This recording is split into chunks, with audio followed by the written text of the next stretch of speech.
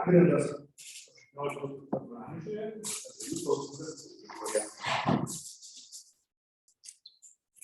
Sveiki visi,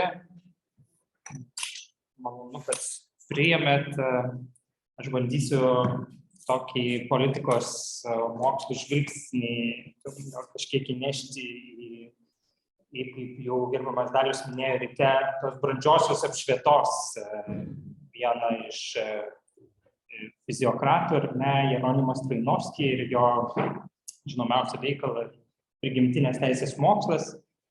Būtent svarstydamas apie jį kaip kažkokios tai specifinės politinės minties raišką.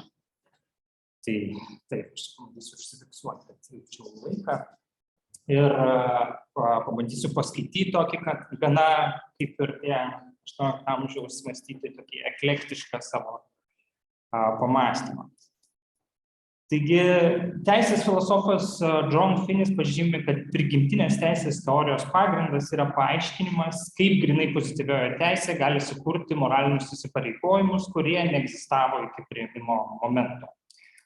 O jo tekstas Stanfordo filosofijos enciklopedija aiškina, kad pagrindinis prigimtinės teisės teorijos klausimas yra, kaip ir kodėl teisė, jos įtvirtinimas teisės aktuose, teismų sprendimuose ir papročiuose gali suteikti subjektams pagrįstą priežastį elgtis pagal ją. Taigi Finnis teigia, kad pagrįsta prigimtinės teisės teorija gali nustatyti praktinio teisingo mąstymo, geros tinkamos tvarkos tarp asmenų bei individualaus elgesio sąlygas ir principus. Kitaip tariant, čia reikėtų patvirtinti Leo Strauso išvadą, kad visų formų politinis gyvenimas būtinai nurodo į prigimtinę teisę kaip neišvengiamą problemą. Ir turint galvoje, kad prigimtinės teisės ir gamtos tvarkos koncepcijos neatsiejamos ir nuo abiejų tautų respublikos politinio mąstymo 18 amžiaus pabaigoje, antroje pusėje, o vienu svarbiausių epochos veikalų laikytinas Trainovskio minėtasis vadovėlis, išleistas 1785 metais, norisi aptarti šių idėjų turinį, kreipiantį į tą specifinį politiškumą. Prigimtinės teisės mokslas ir aiškinimas apimantis šios klausimus abiejų tautų respublikoje tapo politiniu mokymu, nes prigimtinė tvarka eina anksčiau bet kokios žmogiškos politinės tvarkos. Politiniai klausimai arba kaip savaime prigimtinės teisės vadovėlyje formuluoja Trainovskis, politinė teisė turi atitikti prigimtinę tvarką ir teisingumą. Politinės teisės apibrėžime politika aiškiai subordinuojama gamtos tvarkai arba, kaip cituoju Trainovskį, taisyklės teisingos politikos arba mokslo valdyti visuomenėje gyvenančius žmonės nesiskiria nuo prigimtinio teisingumo taisyklių, jog jokia rašytinė politinė teisė negali ir neturi būti arbitrali. Citatos pabaiga. Taigi, norint perprasti žmogaus vietą šioje fiziokratiškoje mąstymo sistemoje, reikia suprasti, kad žmogaus teisės kyla ne iš žmogaus ir gamtos atskirimo, tačiau iš dualizmo ir harmonijos, kur saugumas arba išlikimas yra ne laisvė, o privalomybė ir prigimtinė tvarka, kuri perprantama racionalumu, ne protu. Blandin Kriegel pažymi, kad tai toji tvarka, kuri nustatė, kad joks žmogus neturėtų kėsintis į gyvybę, o Lokas ar ne teigia, kad įstatymų leidėjams, kuriant įstatymus, cituoju, taisyklės, kurias jie sukuria kitų žmonių už savo veiksmams lemti, turi atitikti prigimtinės teisės reikalavimus. Tai yra Dievo valia, kurios pasireiškimas pati prigimtinė teisė yra, ir pagrindinį prigimtinės tvarkos principą yra žmonijos išsaugoma, prieš kurį nėra tinkama jokia žmogiškoji sankcija. Čia citata iš antrojo traktato apie valdžią. Taigi fiziokratiškas toks tvarkos ir teisingumo aiškinimas, pagal kurį dieviškoji tvarka ir taisyklės yra esminė gero veikimo nuoroda, buvo vienas pagrindinių krikščioniškas, kaip čia šiandien buvo minėta, apšvietos įrankių abiejų tautų respublikoje. Akcentuodami gamtos tvarkas, fiziokratai pabrėžė, kad tik Dievo suteikto racionalumu žmogus suvokia prigimtinės tvarkos reikalavimus ir tai, ko iš jo reikalauja Dievas. Būtent perprasti tos tvarkos laikymas. Taigi gamtos tvarkos įstatymai tampa juntamų, perprantamų indikatoriumi, kuris atitinka ir moralinės tvarkos įstatymus. Kaip teigia fiziokratų įkvėpėjas ir ne François Quesnay, cituoju, protas siela yra tai, kas kūnui yra akis, be akių žmogus negali mėgautis šviesa, o be šviesos jis nieko nemato. ir jei proto žibintas apšvies valdžią, išnyks visi pozityviai įstatymai, kenkiantis visuomeniai ir valdovui. Stroinovskis prigimtinės teisės mokslo vadovėlė teigia, taip lygiai taip pat, kad pasaulyje esantis daiktai ir prigimtiniai įstatymai yra dviejų rūšių. Fiziniai įstatymai, taisyklės, pagal kurias vyksta pokyčiai nejusliuose ir nepažįstančiuose daiktuose, ir moraliniai įstatymai, taisyklės, pagal kurias savo reikalus gali tvarkyti protų ir valia apdovanotos būtybės. Pabrėždamas, kad žmogus sudaro sielą ir kūnas, kūniškuosius veiksmus priskyrė fiziniam, o priklausančius nuo pažinimo ir valios moraliniams įstatymams. Taigi fiziniai įstatymai, kaip jis apibrėžia, kaip ir visų fizinių daiktų, visada vyksta pagal prigimtinius įstatymus. O moraliniai gali būti atitinkantis įstatymus arba jų neatitinkantis, todėl tokių veiksmų atitikimas arba neatitikimas įstatymams vadinamas moralumu. Cituojant Stroinovskį. Toks prigimtinės teisės aiškinimas leido Stroinovskiui išskirti tos būtinuosius prigimtinius žmogaus poreikius, pabrėžiant vienodą žmonių prigimtį, bet ne jų lygybę. Rašydamas apie lygybę, Stroinovskis pabrėžia, cituoju, kad visi žmonės, kaip turintys tą pačią prigimtį, tarp savęs yra iš esmės lygus asmeninės nuosavybės ir prigimtinės laisvės, abipusių teisių ir pareigų bei jų pasekmių atžvilgiais. Tačiau visi žmonės nėra ir negali būti lygus amžiumi, daugiau ar mažiau užtobulintomis sielos ir galiomis, paskiromis savybėmis ir talentais, įsigytomis kilnojamomis ir nekilnojamomis žemiškomis gėrybėmis. Citatos pabaiga. Politinėje sferoje toks mąstymas, mano teigimu, atveria tokį kelią kokybiškai naujoms laisvių ir pareigų tarpusavio įsipareigojimų, pilietiškumo ir visuomenės koncepcijoms, kurios nereikalavo pakeisti politinę santvarką, tačiau apeliavo į valstybės ekonominę ir socialinę modernizaciją, 18 amžiaus pabaigos abiejų tautų respublikoje. Nuoseklus prigimtinės tvarkos akcentavimas politinės reformos palieka visuomeniai, kuris supranta prigimtinę teisę ir savo įsipareigojimus. Stroinovskis teigia, kad pagal prigimtinės teisės mokymą kiekvienam priklauso prigimtinė nuosavybė ir laisvė, visi žmonės turi prigimtinės teisės ir pareigas. Taigi pagal šią taisyklę tampa įmanoma pažinti, kada žmonės iš tiesų yra ir privalo būti lygus, o kada pagal, kaip jisai sako, tą pačią prigimtį nelygybės negalima išvengti. Taigi prigimtinės nuosavybės klausimas fiziokratų aiškiai tuomet susiejamas su teisė į gyvybę, pagal prigimtinį įstatymo Dievo suteiktą gyvybę palaikymą pasitelkiant fizinę gamtos tikrovę. Tai toks fiziokratų gamtos sąsaja su nuosavybė ir daiktais, naudingais nuosavybės, tarp kurių buvo šeima, bendruomenės solidarumas ir valstybė. Kadangi atitiko fizinę ir moralinę tvarką, kiekvienas iš šių taisyklių pagrindų tapo būtent asmeninė nuosavybė. Stroinovskis labai aiškiai pabrėžia, kad kiekvienam žmogui reikalingas, kaip jis sako, maistas ir gėrimas išlikimui, miegas ir poilsis, apranga, būstas, poreikis, naudotas materialiais daiktais, darbo, apsaugos ir gynybos instrumentais. Taip pat, kadangi kiekvienas gimsta ir anksčiau ar vėliau miršta, yra prigimtinis santuokos poreikis. Citatos pabaiga. Nuosavybė pateisina būtinojo vartojimo ir išlikimo poreikio, iš kurio kyla ir nuosavybės užtikrinimo tapatimas su fizinės laisvės užtikrinimu. Stroinovskis akcentavo, kad kiekvienam tenkančios prigimtinės pareigos yra naudotis prigimtinės sielos ir kūno galiomis savo asmens vientisumui, gyvybei ir sveikatai išsaugoti, dirbti siekiant įgyti ir sukurti materialinių gėrybių, bei laikytis tvarkos ir saiko, tenkinant prigimtinius poreikius, naudojantis tomis materialinėmis gėrybėmis. Anot fiziokratų, būtent vartojimas paskatina žmogų nukreipti savo darbą ir kapitalą į žemę, kad galėtų naudotis jos produktais ir kiekvieno individo pareiga tampa kuo efektyvesnis jo paties darbas, kad asmeninė nauda būtų kuo didesnė. O socialiniai santykiai atliepdami tą pačią utilitaristinę funkciją lygiai taip pat pajungiami šiam tikslui. Ir albumas pabrėžia, kad toks socialinis naturalizmas pačią visuomenę darė natūralia individo veikimo erdve, kurioje gali būti visiškai ir be jokio konflikto įgyvendintos jo teisės, remiantis prigimtiniu racionalumu. Šios socialinio naturalizmo principus fiziokratai perėmė iš Loko, ir kaip ir Lokas, ar ne, antrajame traktate apie valdžią teigia, cituoju, žmonės besiremiantys racionalumu, virš visų esančio bendro valdytojo turinčio teisę juos teisti, yra tikroji prigimtis ir būsena arba tvarka. Citatos pabaiga. Tad visuomenė tampa fizinė žmogiško gyvenimo privalomybė, nes tik per jos teikiamą pagalbą gali išgyventi tie, kuriems reikalinga parama. Lygiai taip pat visuomenė reikalinga sielai ir protui, žmogus gali išgyventi ir klestėti tik tuomet, kai prigimtiniai tvarkai perprasti pasitelkia protą. Taigi fiziokratai, kaip ir Lokas, pabrėžia, kad pirminė žmogaus kaip socialinės būtybės jungimas į visuomenę sąjungą arba socialinio kontrakto priežastis yra jo nuosavybės apsauga. Arba cituojant Loką, pagrindinė ir esminė priežastis, kodėl žmonės jungiasi į respublikas ir paklūsta valdžiai, yra turto apsauga. Tai abiejų tautų respublikoje šis turto apsaugos nuoseklus susijimas su visuomenės, kur užtikrinto tarpusavio įsipareigojimo laikymas turto apsauga, steigimo klausimų skyrė ne bendroji taisyklė, kad prigimtinė tvarka diktuoja visuomenės sutartį, bet tos sutarties aiškinimo detalumas.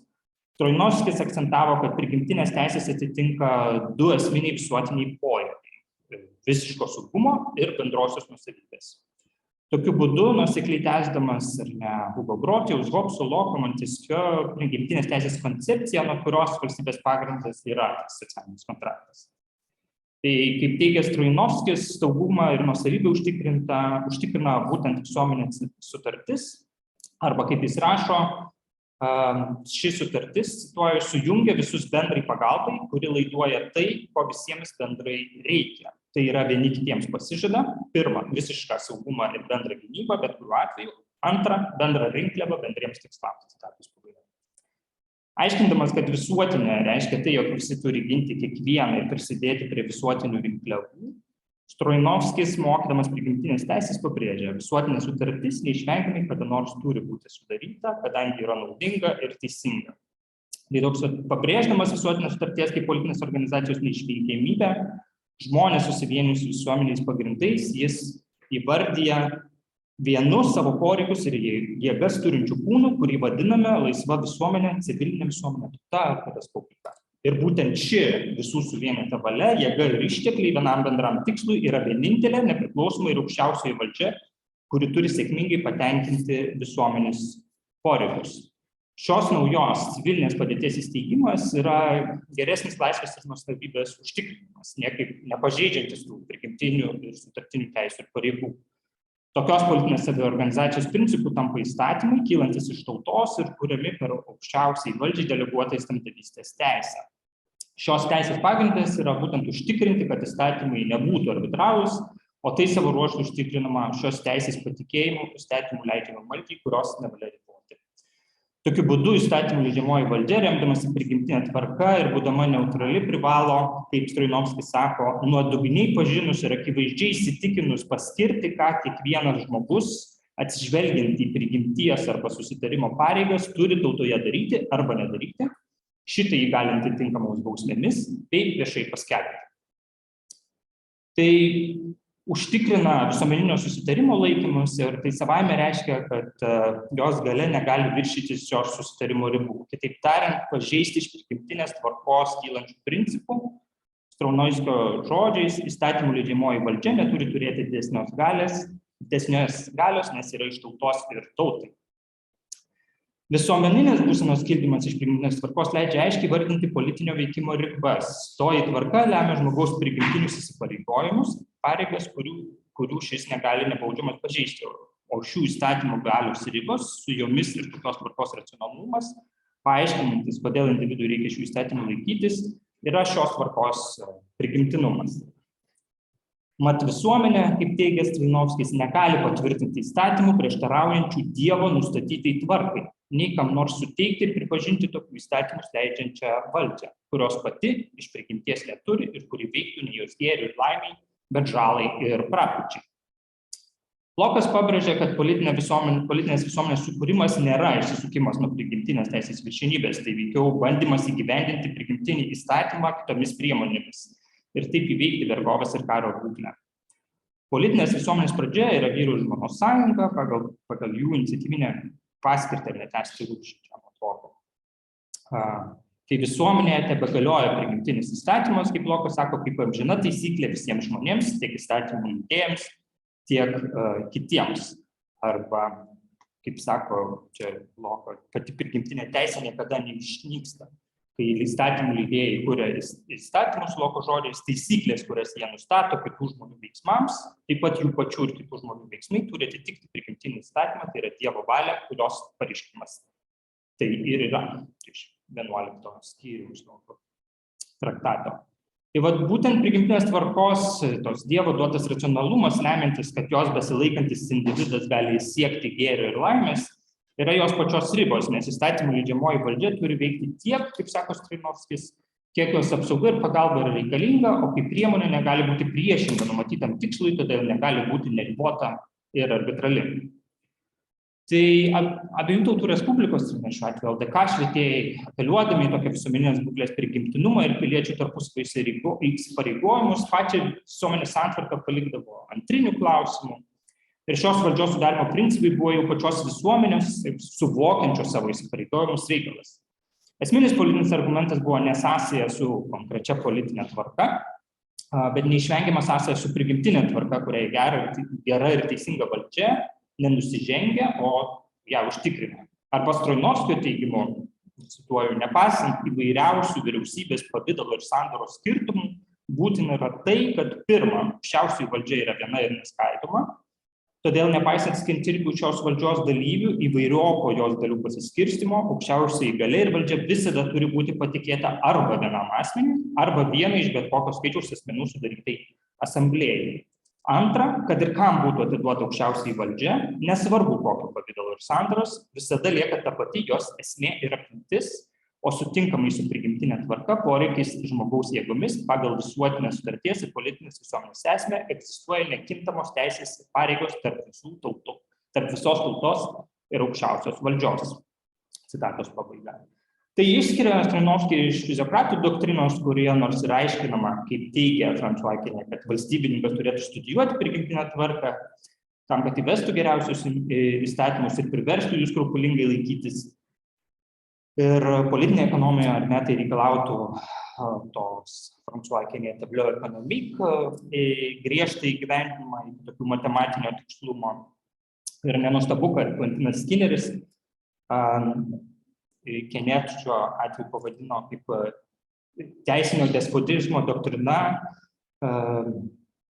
ir politinė filosofija, kuri numatė konstitucinę monarchiją pagal Kinijos imperatoriaus pavyzdį. O Strainovskis ir ne kitaip šį klausimą atsakinėja.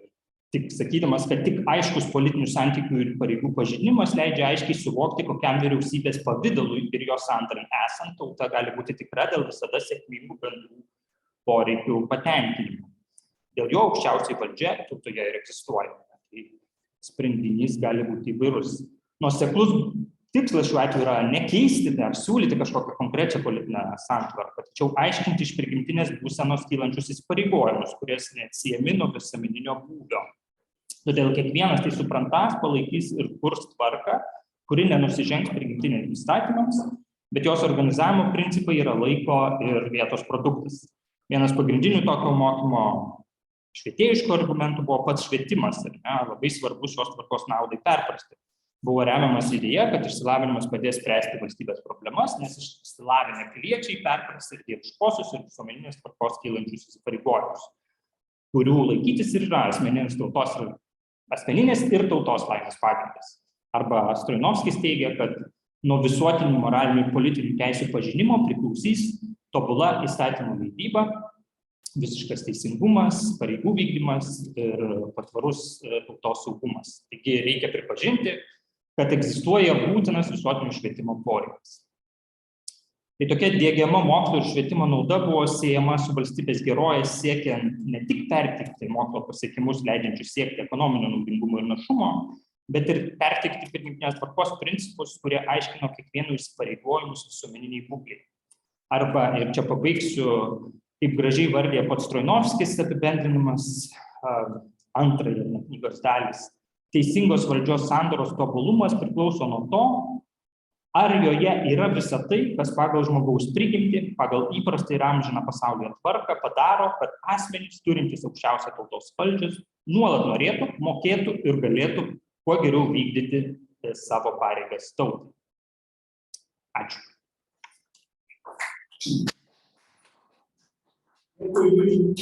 už energingą sklandų pranešimą. Gal klausimų? Esama? Čia rinkas apie turto apsaugą. Labai kažkaip libertariškai skamba. Ne, aš galėtų paralelių su šiuo laikinu libertarizmu. Nu, čia turbūt reikia pradėti, kad tas fiziokratinė mąstysena, kuri palaikė tą laissez-faire ekonominį principą, šiuo atveju iš jos kyla šitas liberalumas. Ir čia dar yra toksai, kadangi panašiu metu ar nepasirodė ir Smito tautų turtas, kad šitoje mąstysenoje ir Smito ar nenugalėjo ekonominė koncepcija, tai čia toksai yra klausimas dar, kas kam padarė įtaką va šitoje laisvo turto judėjimo ir nuosavybės šitais klausimus, kad ten buvo kažkoksai tai dialogas įkvėpė Smitą, yra tyrėjų tai matančių, bet be jokios abejonės, nu, tai yra nukreipimas labai aišku principą, kad visi, ekonominė prasme, visi turi teisę veikti laisvai gausindami savo turtą ir netgi skaičiau, kai tokius keli atsakymus Liudvikui XV, kur paklaustas, ką man reikėtų daryti ir ekonominį situaciją pagerinti, jo atsakymas buvo nieko. Jums nereikia nieko daryti, tai yra nieko neriboti tam, kad ekonominė situacija pagerėtų. Bet iš čia, manau, iš tos mąstysenos ir ateina šitą poziciją.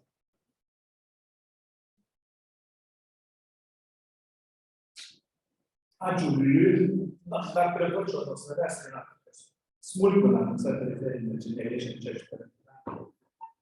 Kad Strelnovskis buvo viena iš tų asmenų, personų, kurios tiesiogiai bendravo su Prancūzijos demokratais, su ponu Danemūru, kuris čia laikėsi. Viena būtų, kurie neturėjo klausimą, ar čia Strelnovskis parašė. Tai jam nesuteikė tiesiogiai. Klausimas atvaras yra archyviniai tyrimai. Jisai paskui, nemažai rašęs, ir architektinių kalbų išlikę jo užės šios konstitucijos progą. Ta pačia konservatizmo dvasia, argumentuoti, mažai dominuotis.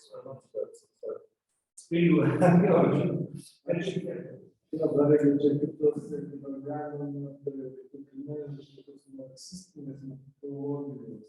Tai štai čia gaunasi, kad tarsi bandoma mobilizuoti ir pertvarkyti daryti visuomenės pagrindus, bet pertvarkyti viskas lieka savo vietose, politinės struktūros tos pačios, žemės savininkai, tie patys. Čia bet kaip jie galvojo, reiškia, švietėjai, labai kaip jie gali tavo organizuoti, kad organizuoti savo visuomenę, jeigu šiaip man iš šalies nesigilins, kad niekas nesikeičia.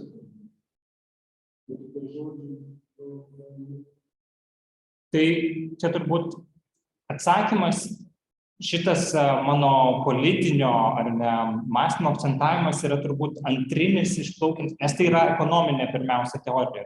Tai jeigu mes kalbam apie pokyčius ir pertvarkymą politinę prasme, tai nėra jų tikslas, ar ne? Čia šiuo atveju, jeigu mes pradėtumėm nuo to apibrėžimo, kas yra tvarkinga tokia prigimtinės teisės teorija, tai atrodytų, kad Strojnovskis ją pasiūlė tą kažkokią tai esminę taisyklę, kuri apibrėž visus visuomeninio gyvenimo santykius ir klausimus ją vadovaujantis ir ves.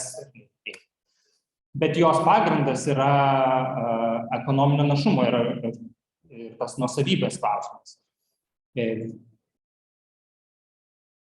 Visa kita yra subordinuojama tam tikslui pasiekti. Taip aš sakyčiau.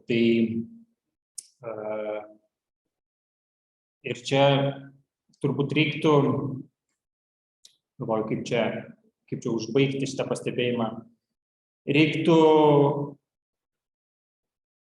suprasti, ar ne, kad šitos visos švietėjų ar tokios švietėjiškos minties, fiziokratiškos, esminis tikslas nėra reforma, ypač politinė. Aš sakyčiau, jinai ateina iš kažkokio tai švietėjiško elemento, kurie ateina per tą tokį laisvės ir įsipareigojimų pokytį ir tos sampratą 18 amžiaus pabaigoje. Per naują išaugusią kartą, kuri kitaip pradeda žiūrėti į abiejų tautų Respublikos institucijas ir jų veiksnumą. Aišku, kontekstas labai įtakoja tą. Tai čia toks abipusis turbūt ryšys šiuo atveju. Abiejų tautų Respublikos kontekste tai revoliucinga vis dėlto šitą doktriną. Šaliai bendruomenė visuomenė kaip tokia, vartoja savo klasę. Bet ir procesą, produktyvioji klasė, pastarioji klasė. Pirmas teikti, kaip tiesiog terminimas lygmenyje, tos organinės.